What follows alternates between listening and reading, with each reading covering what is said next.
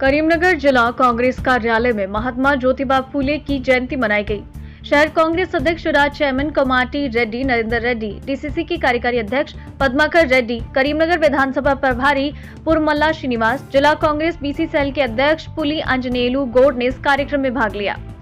नवभारत समाचार तेलंगाना करीमनगर अब्दुल समद के साथ नवीन कुमार की रिपोर्ट।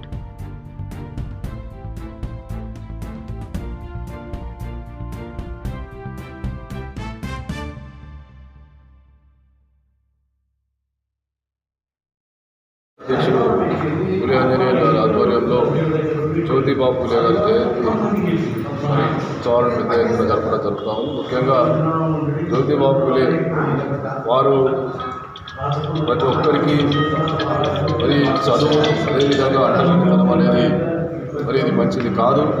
కాబట్టి అక్షరాస్యత అనేది ప్రజల యొక్క అభివృద్ధికి దోహదపడుతుంది.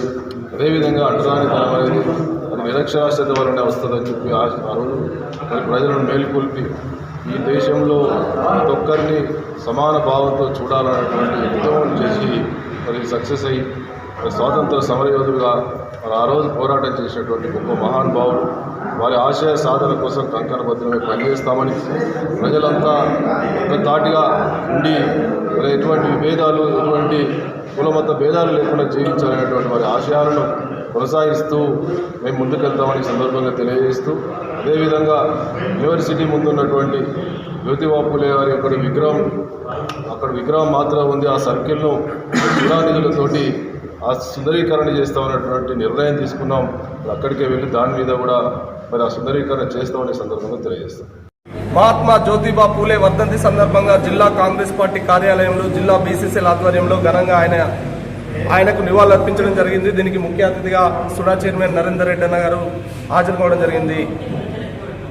ఆయన భారతదేశ స్థితిగతులను మార్చినటువంటి వ్యక్తి, మొట్టమొదటి దళిత బహుజన పాఠశాలను నెలకొల్పినటువంటి వ్యక్తి, మహిళలందరూ సమాన హక్కులు కలిగి ఉండాలని చెప్పి ఆ రోజే 18వ శతాబ్దంలోనే ఆయన విప్లవాన్ని తీసుకొచ్చినటువంటి ఒక మహానుభావుడు. ఆయన ఒక అడుగుజాడల్లో ఈరోజు డాక్టర్ బిఆర్ అంబేద్కర్ రచించినటువంటి రాజ్యాంగం కూడా ఆయన అప్పుడు వేసినటువంటి బాటలతోనే ఈరోజు బిఆర్ అంబేద్కర్ కూడా ఆయన యొక్క రాజ్యాంగాన్ని రచించినప్పుడు ఆయనను స్ఫూర్తిగా తీసుకోవడం జరిగింది.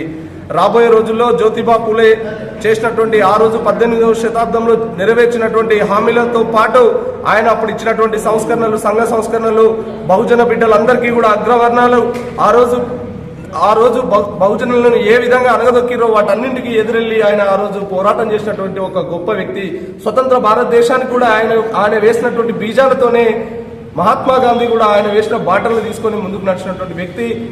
కాబట్టి ఆయన యొక్క జ్ఞాపకాలను ఈరోజు మేమందరం కూడా గుర్తు చేసుకుంటూ రాబోయే రోజుల్లో మహాత్మా జ్యోతిబా ఫూలే ఆశయాలను సాధిస్తామని ఈ సందర్భంగా తెలియజేస్తున్నాను.